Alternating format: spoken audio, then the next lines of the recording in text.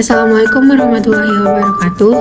Kami dari kelompok 3 ingin mempresentasikan tentang sentralisasi dan desentralisasi yang beranggotakan saya sendiri, Risna Nelly, NPM 11223614. Saya Meliana Putri Widianti dengan NPM 11223020. Saya Claudia Cayani dengan NPM 10223425. Saya Muhammad Keja Syuhada dengan NPM 11223139. Saya Abi Yunaufal dengan NPM 10223039. Pengertian sentralisasi. Sentralisasi merupakan kondisi di mana pengambilan keputusan dipusatkan pada satu titik tunggal. Dalam organisasi yang tersentralisasi, seluruh pengambilan keputusan terpusat pada manajer puncak yang mengambil keputusan dan manajer yang lebih rendah akan melaksanakan arahan-arahannya. Konsep dari sentralisasi adalah otoritas formal, yaitu hak-hak yang melekat pada suatu posisi. Pengertian desentralisasi. Desentralisasi adalah pendelegasian wewenang dalam membuat keputusan dan kebijakan pada manajer atau orang-orang yang berada pada level bawah dalam suatu struktur organisasi. Suatu organisasi yang terdesentralisasi dapat bertindak dengan lebih cepat untuk memecahkan permasalahan. Banyak orang yang akan memberikan masukan ke dalam keputusan, dan para pekerja sedikit kecenderungan untuk merasa terasing dari mereka yang mengambil keputusan yang dapat memengaruhi keberlangsungan pekerjaan mereka.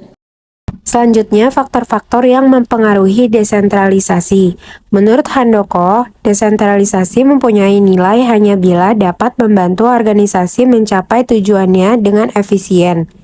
Yang pertama, filsafat manajemen. Yang kedua, ukuran dan tingkat pertumbuhan organisasi. Yang ketiga, strategi dan lingkungan organisasi. Yang keempat, penyebaran geografis organisasi.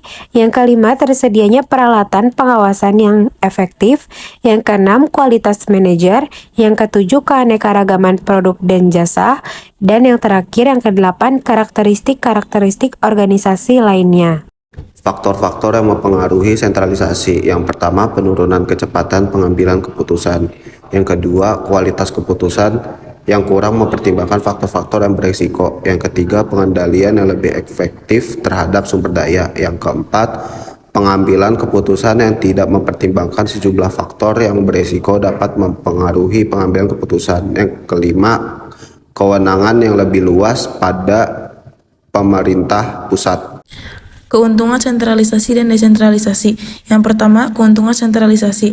1. Rantai komando yang jelas. Hierarki yang disederhanakan dan terdefinisi dengan baik memastikan pengambilan keputusan yang efisien.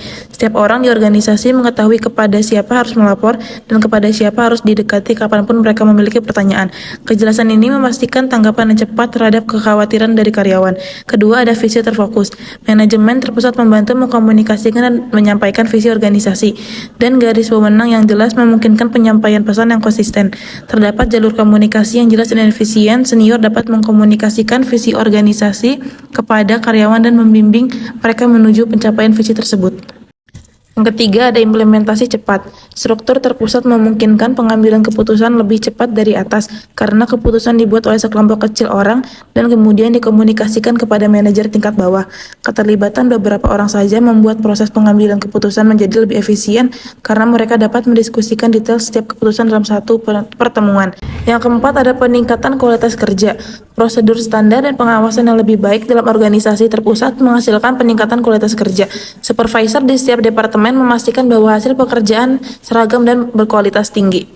Keuntungan desentralisasi. Yang pertama, dalam hal efisiensi ekonomi dan pelayanan publik, desentralisasi dapat meningkatkan efisiensi dengan menolong biaya internal dan mengurangi biaya-biaya transaksi. Yang kedua, sehubung dengan akuntabilitas politik dan partisipasi publik, Bardan 2002 menyatakan bahwa ketika potensi untuk menjaring pemerintah daerah adalah serius, maka program-program desentralisasi harus berfokus kepada perhatian yang besar untuk menguatkan mekanisme akuntabilitas lokal. Selanjutnya, kerugian sentralisasi. Yang pertama, kesulitan fisik. Yang kedua, kebocoran informasi. Yang ketiga, bagian mungkin mempunyai kebutuhan yang berlainan. Yang keempat, adanya ketakutan akan hilangnya dokumen. Dan yang kelima, pemakai tidak langsung memperoleh dokumen bila diperlukan. Kerugian desentralisasi. 1. Pengawasan relatif sulit. 2. Tidak ada keseragaman dalam hal pemberkasan dan peralatan. 3. Karena proposisi pekerjaan untuk menyimpan dokumen hanya menjadi salah. 4. Kegiatan tenaga administrasi mengakibatkan pelayanan kurang memuaskan. 5. Banyak dipublikasi atas dokumen yang sama. Hal itu mengakibatkan duplikasi ruangan.